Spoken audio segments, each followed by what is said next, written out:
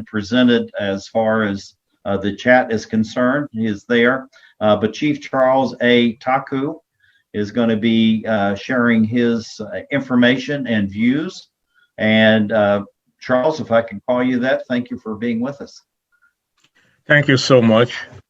And I must thank the organizers for providing us this platform and a voice to have this discussion about Africa, especially in times of dire needs, in times where of these challenges of COVID-19, the other complex issues facing Africa. I will start my presentation from the perspective that Africa is coming to these problems from a very disadvantaged position, because Africa, until the early 1960s, was not a subject of international law. Indeed, the first and second peace conferences, 1889 and 1907, Africa was never been contemplated. The creation of the United Nations, Africa was not subject to international law. The founders of the United Nations themselves did not imagine that non-state actors will rise to prominence and will direct or impact on a lot of world affairs, including the capacity to wage war, the capacity to control the world economy, to breach the frontiers of sovereignty, and to pose either a threat or provide solutions to world problems. That was never in the UN Charter. You wouldn't find that. You would find they were not even contemplated. But however, on becoming independent, Africa took several measures to try to meet the world challenges. I will start this by looking at the scoreboard of Africa on this area of international law, especially from the multilateral framework that exists, that is in place in Africa in order to meet the challenges. And if that multilateral framework were activated, or there was a political will to enforce them, Africa will never be taken by surprise. Africa will have had a ready answer to its the health challenges, food security, the wars, the bloodletting on the continent, the corruption, and other challenges that present Africa today as a troubled continent. Permit me to mention some of them before I bring my suggestions on how to mitigate or resolve the challenges that we're facing today, especially in Africa. The Lagos Plan of Action and the Final Act of Lagos, 1980, for incorporating programs for self-reliance and cooperation among African countries. The Africa Charter on Human and People's Rights, 1981, Nairobi. Africa's Priority Program for Economic Recovery, 1985. OAU Declaration of Political and Socio-Economic Situation in Africa and Fundamental Changes Taking Place in the World, 1990. The Charter on Popular Participation, 1990. The Abuja Treaty, Charter Establishing African Economic Community, 1991. The Mechanism for Conflict Prevention, Management and Resolution, 1993. Cairo Agenda for Action, 1995. African Common Position on African External Debt Crisis, 1997. The Algiers Decision on Unconstitutional Change of Government, 1999. Lomé Declaration on the Framework for OAU Response to Unconstitutional Changes of Government, 2000. The Constitutional Act of the African Union adopted in Lomé in 2000 and entered into force in 2001. NEPAT, Lusaka, 2001. The Malabo Protocol to the African Court on Human and People's Rights, 2014. The African Charter on the Rights and Welfare of the Child, 1990. Then 1 minute, please. The African Nuclear Weapon Free Zone Treaty signed in 1996, which came into effect in July 2009, also called Treaty of Palendeba, the site of the South African Nuclear Energy Corporation. The AU Team of the Year, we all know, is Silencing Guns 2020 initiative. The African, of course, we have the African Center for Disease Control, the CDC, that strengthens the capacity and capability of Africa's public health institutions, as well as partnerships to detect and respond quickly and effectively to disease threats and outbreaks based on data-driven intervention and programs. Now, let's look at the record. And also look at the foreign and national investment policies in Africa against available investment opportunities and the investment needs of the continent justifies the characterization of Africa as a continent which is constantly begging to be recognized. This is one bedrock of corruption.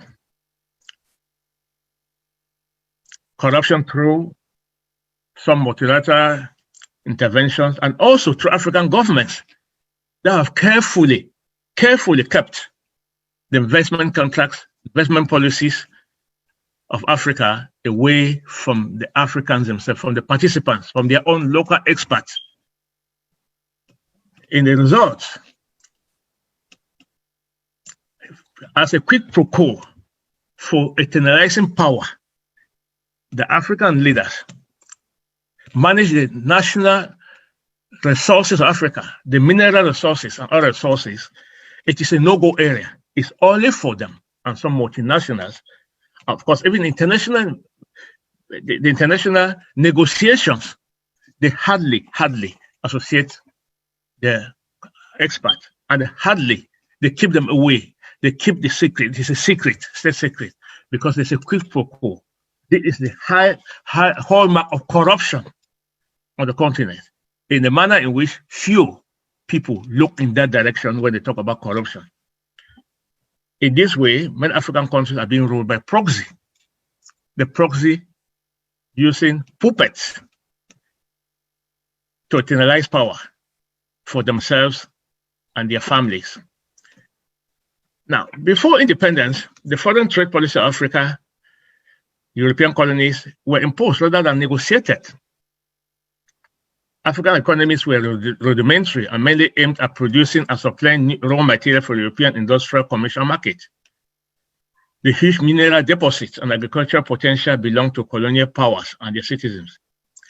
In an address in Oxford University in 1949, Dr. Nnamdi Azikiwe strongly opposed the fact that land and resources in Nigeria and the Cameroons, although belonging to indigenous people, as a matter of colonial imperial policy, in reality belonged to Her Majesty the Queen of England, Queen of England's government.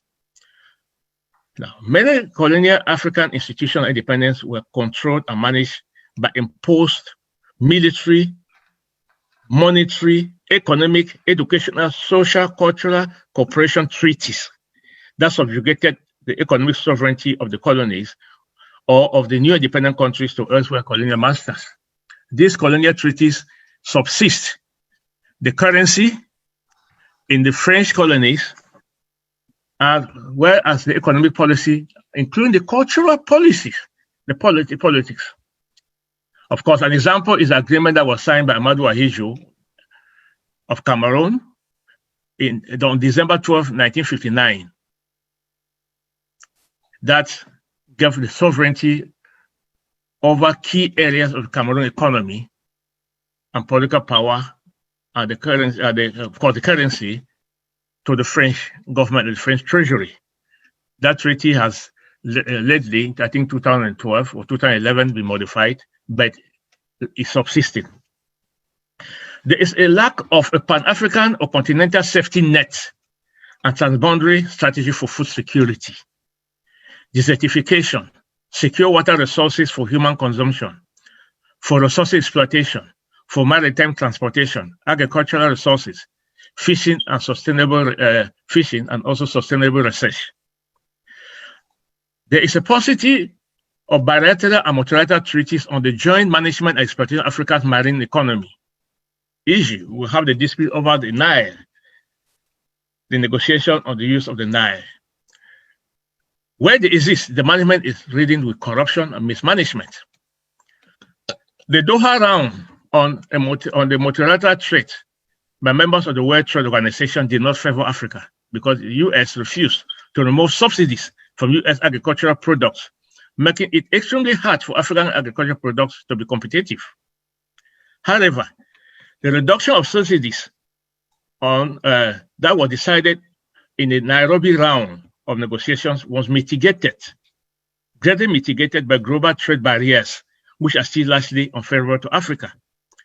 The Nairobi Agreement compromise, which aims at boosting the economic growth of developing countries, centering on reducing agricultural subsidies, allowing them to export agricultural products in exchange, open up economies, the African economies and that of developing countries, to the developing countries, particularly in the banking sector and finance, which is again not so much in favor of Africa. Confused and disjointed response to mondialization, technological advancement and transfer of technology and investments have hampered African appropriate response, either continental or within African countries, to emerging and challenging world trends. Health security deficit. No comprehensive state-by-state, regional or continental policy or multilateral treaty on health security exists to counter pandemics. Africa is not new to these health challenges. We have the Ebola before, we have the AIDS, we have the malaria, but now we have the COVID-19. Lack of focus and support for a Pan-African or continental scientific network to encourage real-world research and accredit and validate scientific research outcomes on the continent. African conflict. There's a lack of political will to establish an African Center for Arbitration, for Resolution of Investment Conflict, and a strong enforcement regime for existing treaties. There's a clear lack of economic sovereignty. There's a lack of continental commitment to pluralistic participatory democracy. On September 9, 1999, the African head of state met in Libya and transformed the AU to African Union with the objective to accelerating the progress of the integration of the continent. But the report is that the lack of support of African governments for African multilateral treaty regime or African institutions that they themselves negotiated in good faith for them to ratify and sign upon them and enforce them is simply alarming. Lately, because the African Court for Human People's Rights in Arusha, Tanzania, delivered judgments against the government of Rwanda, against citizens, Cote d'Ivoire, Benin Republic, and Tanzania, they withdrew the individual mandate. They withdrew the authorization for their citizens to bring cases directly against the governments to the African Court for Human and People's Rights.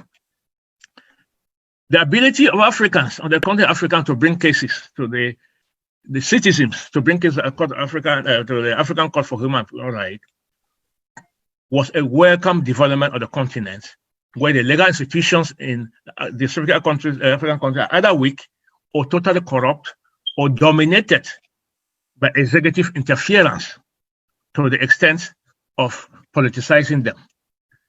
The militarization of justice in African countries, the disrespect for court decisions is so alarming and extremely shameful as to render the legal systems in African countries extremely weak.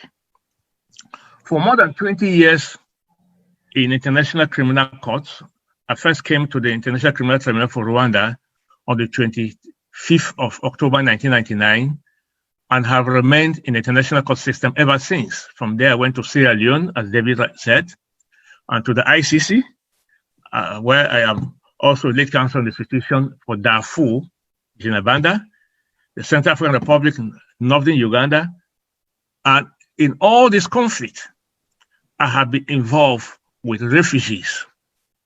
We call them victims, but they are refugees and internally displaced.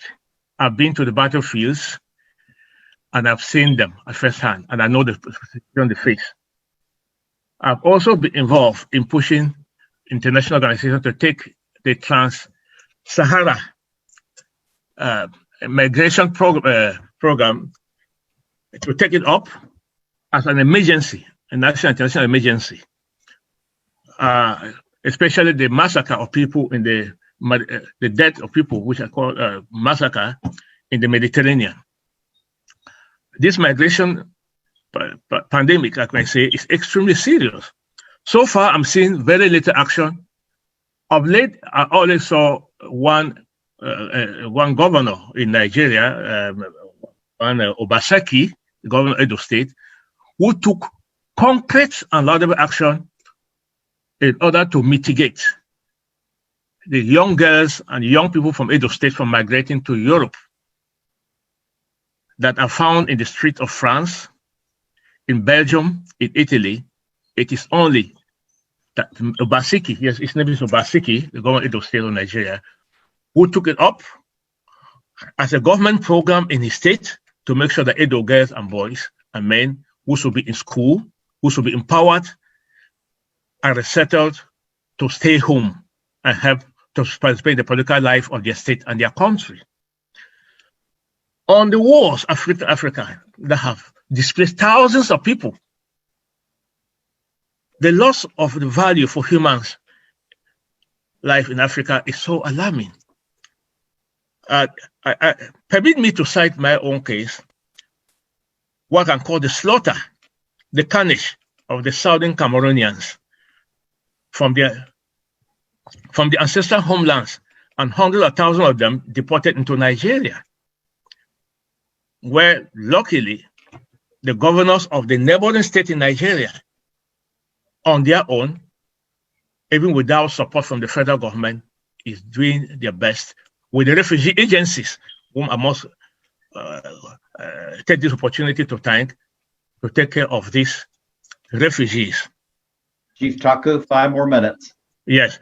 Now, all these are happening on the watch of the civilized world, on the watch of Africa. The African Union is doing absolutely nothing. And therefore, my suggestion is that a multilateral treaty regime exists. The political will is not there. We should all campaign as that African governments should put in place, to activate this multilateral treaty for the purpose of good governance, for democracy, to meet this pandemic, so that we can also try to contribute African solution to African problems while welcoming the assistance from the international community, from the United States and other countries. Thanks so much.